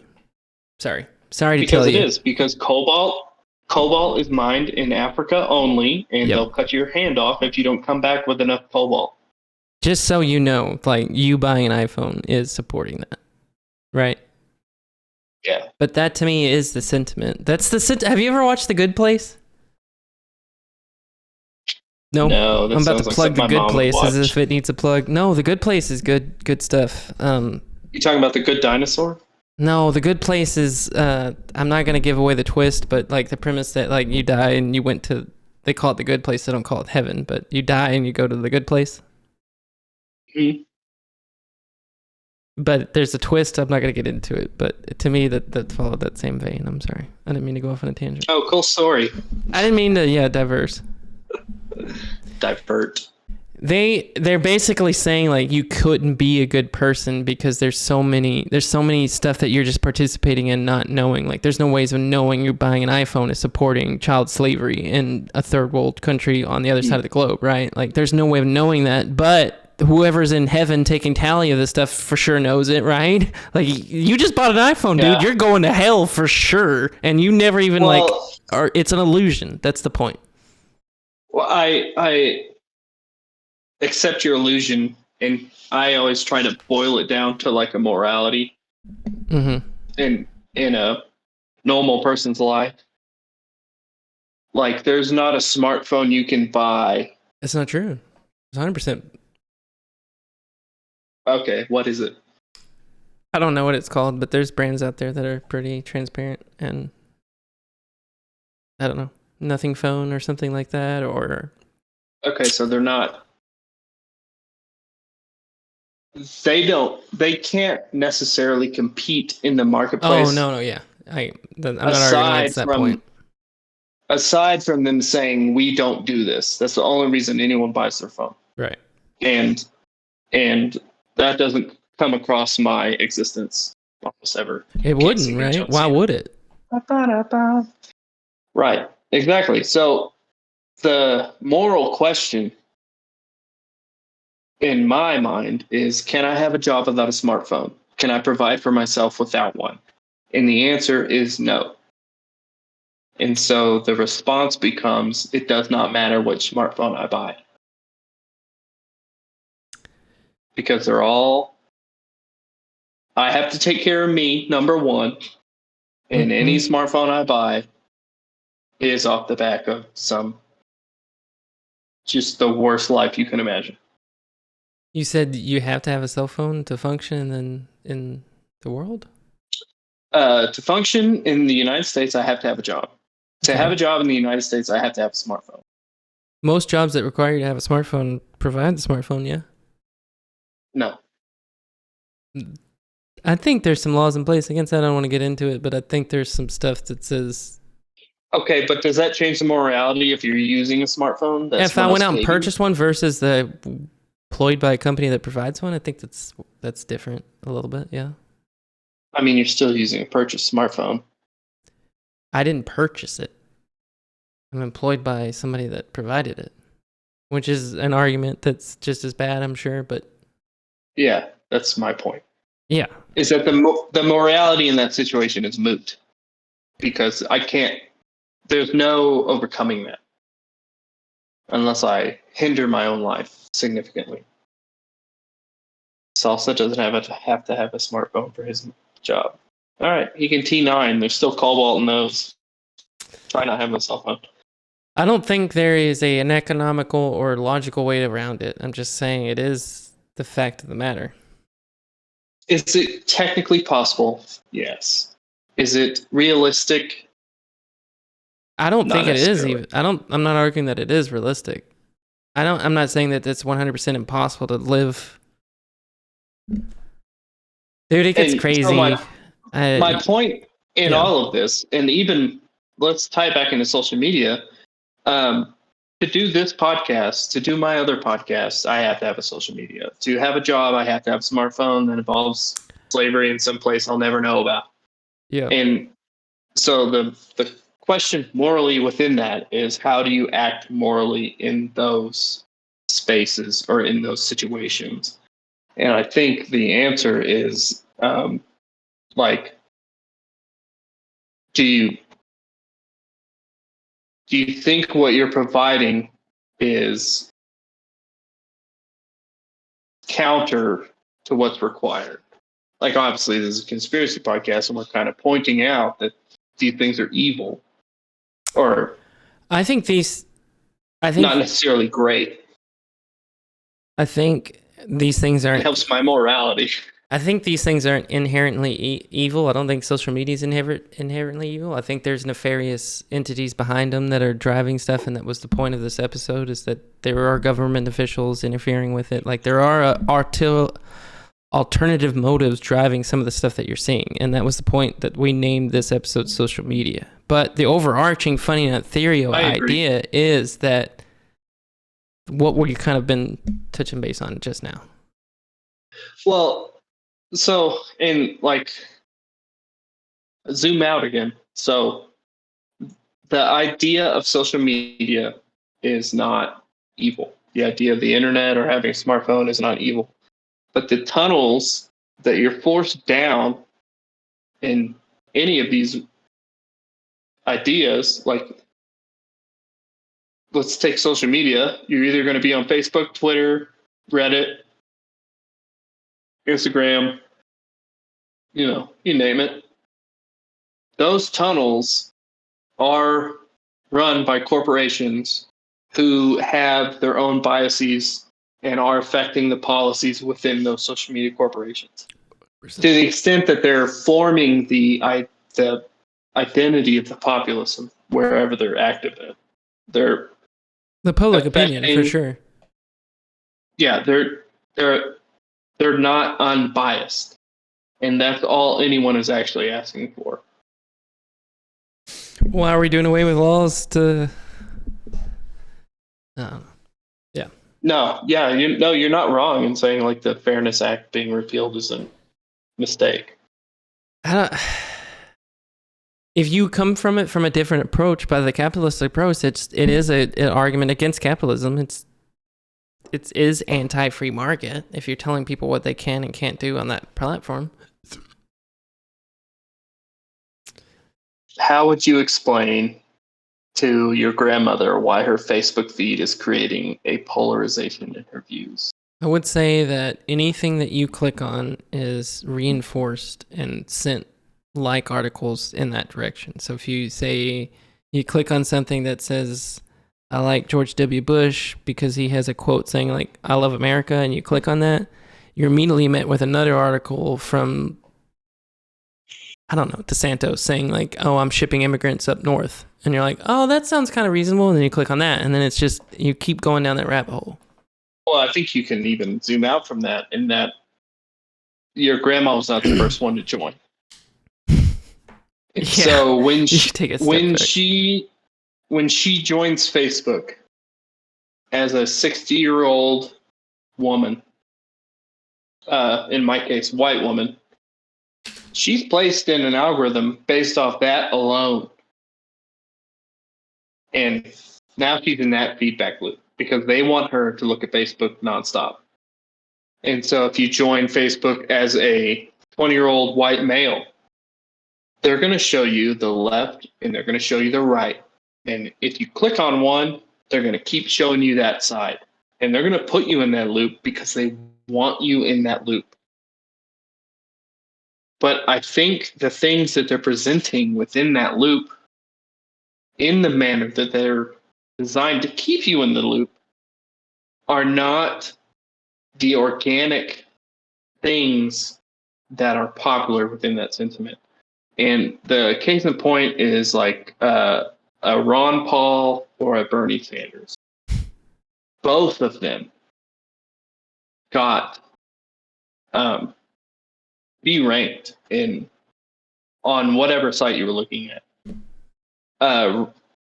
People our age maybe don't necessarily understand that Ron Paul was the first one to get Bernied. He was like they were showing the vote counts in counties, and he would have the second to highest percentage, but they were putting him on the bottom of the list. So it would go like 20, 18, 16, 19. And you're like, well, why is he on the fucking bottom? Because they're trying to trick you into not voting for Ron Paul. They did the same shit to Bernie Sanders. Both of the RNC and DNC are both corrupt in that manner. They're forcing the hands that be. But the internet is taking that to a new height. I mean, you could get caught in a Bernie loop and you could get in a Bernie community, but like there was no outreach from there, because if you weren't in the loop, every article you got was Bernie's a crazy socialist. Bernie wants to give everybody money that doesn't exist. And it's a Milky Way galaxy. In the center is the Bernie supporters. In the tail ends of the flares is all the negative posts. And on the tail end, that's what everyone's seeing. To find out about Bernie, you had to dig in. You had to get to the center. Right. Bernie's first run, I was a Bernie supporter. I am a libertarian, but he seemed like a real person trying to help real people with real values. And I was down with that. Same with Ron Paul. You had to dig into Ron Paul and watch it get stolen from him. Yeah, everything. I mean, he's got some crazy shit, but but that's how every idea on the internet works. There's a nucleus that you can dig into and find, and you can get stuck in that loop. But on the outskirts, if they don't want you to see it, it's a bunch of tales telling you tales about how wrong they are about everything they say. That's why I put it back on the individual, man. I hope at the very least people walk away from this thinking like, hey, I should probably pay more attention to it. But like, reach out, like, look for something. Like, if there's some kind of leading article that's in your news feed, just fact check it yourself. Just be like, hey, did this really happen or something like that? Or read the comments. Even like the comments at the bare minimum usually are like a good source of information, and I think that's pretty universal across most platforms. But just do a little bit of investigation. Don't just read a headline and be like, oh shit, like, oh, this is happening. Like Bernie Sanders wants us to turn us into some kind of like socialist, blah, blah, blah, blah. Yeah. And the hardest aspect of that, whether it's a person or an idea, is dig down until the algorithms put you in the center, and that is your loop. And then engage in that loop as long as you decide it's necessary, and then disentangle. You have to, if you don't know what the algorithms are doing, you can't work against them. But if you do, you can go, I saw the tail, I saw the tail, I saw the tail. Here's the nucleus. I'm in it. Now I'm starting to understand what's happening. Exactly. That's what I'm trying to get at. Here's an actual video of the actual person saying an actual thing. Okay, I don't like them. Disengage. Fine. Like, exactly. But if you're just working on the tails of, well, 99% of your feed is the tails of just whatever is most trending, right? And if you're inside of the bubble, you're only getting one avenue of it. Right, but the context is within the tail to the nucleus. Is getting from the anti to the pro, and then making your decision there. I think starting from a place of anti, don't do that.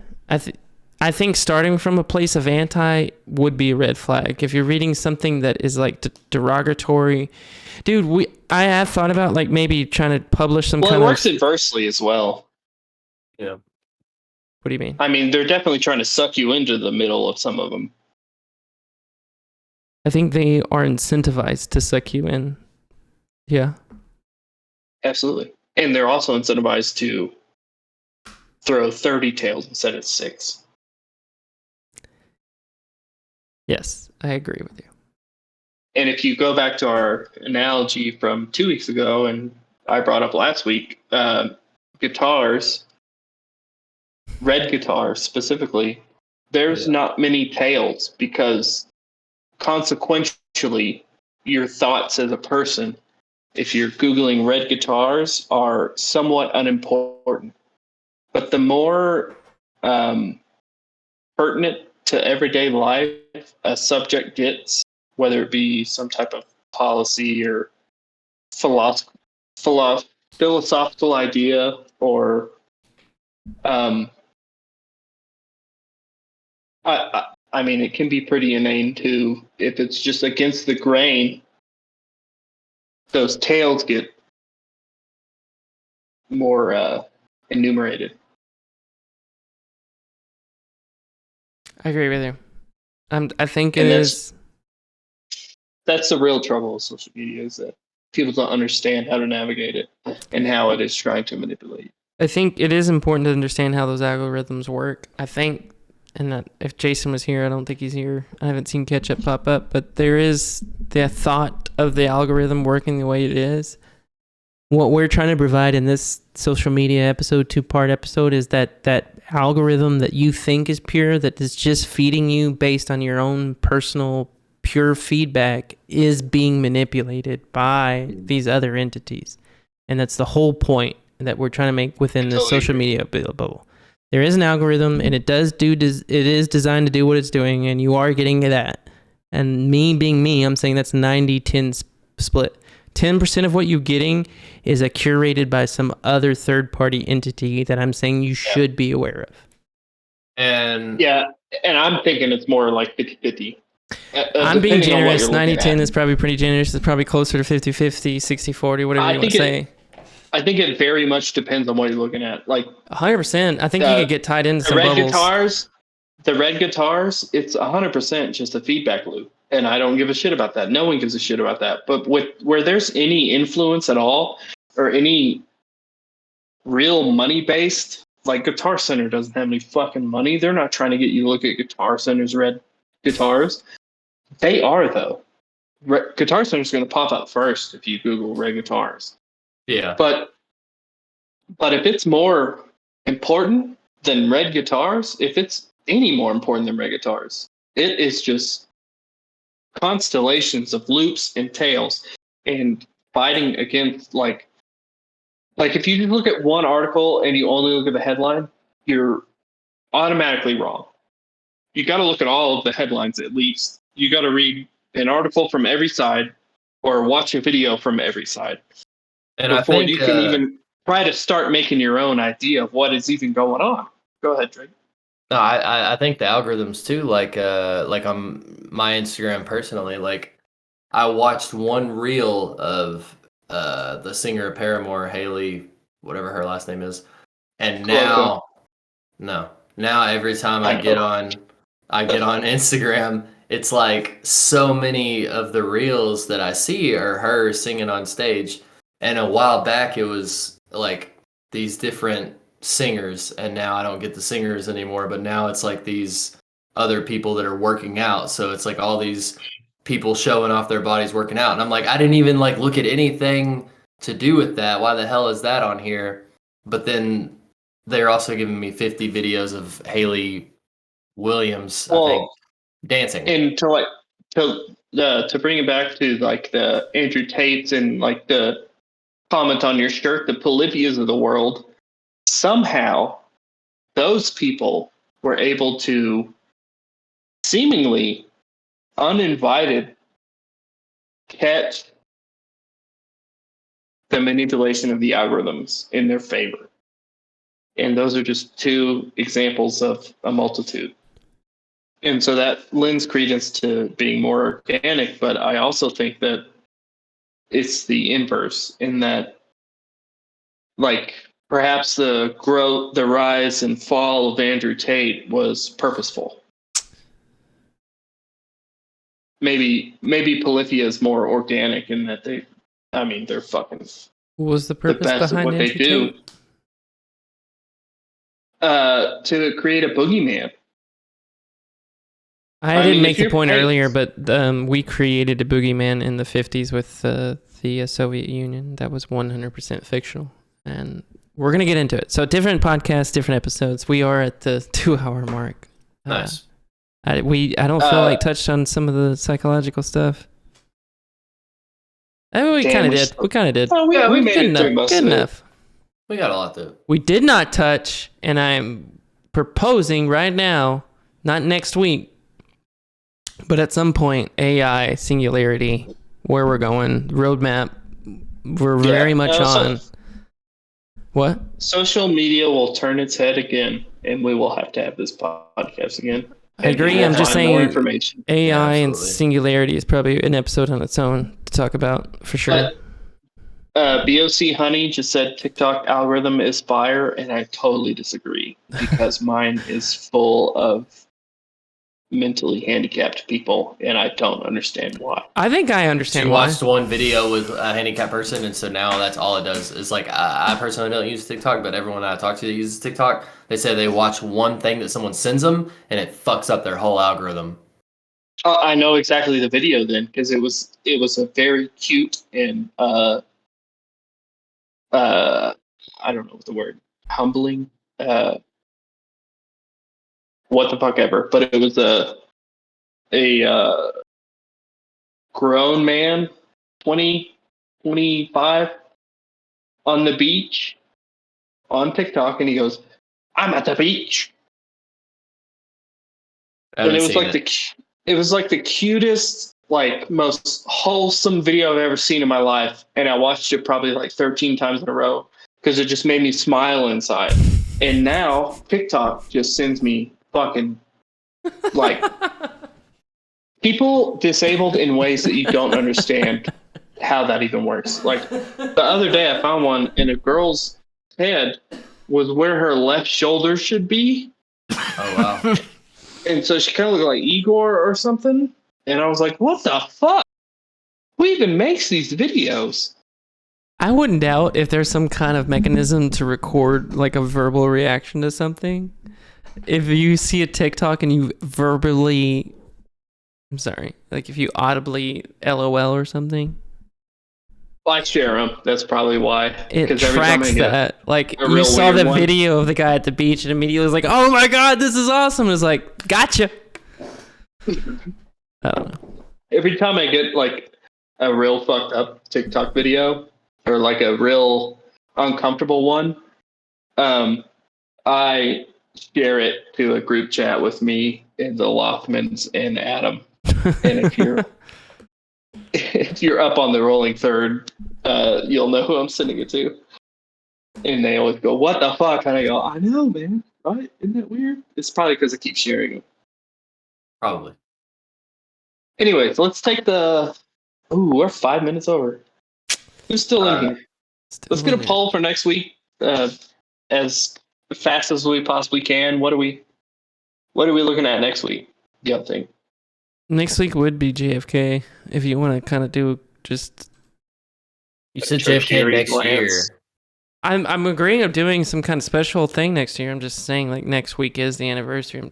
We could just say, hey, like we don't agree that it wasn't. We could also look at. I think it's like 2 days before Thanksgiving. We could dig into some Christopher Columbus. Is he evil? Is he not? Oh, he's evil. Let's do that. Is Christopher Columbus necessarily Thanksgiving? No. But they, He gets tangled into the holiday, if any. Does with he? With the pilgrims There's a coming over day- and meeting the Native Americans. Absolutely. I didn't know that was necessarily Christopher Columbus. He was the first to sail to America. Yeah, let's do that. We could do that because that would tie back in ancient civs. Yeah, a little bit. A little less ancient. Dude, we came over and fucked shit. We destroyed monuments. We just wiped out an entire civilization just because. Well, actually, North America didn't have a whole lot because of the ice cap that was here. I don't necessarily agree with that.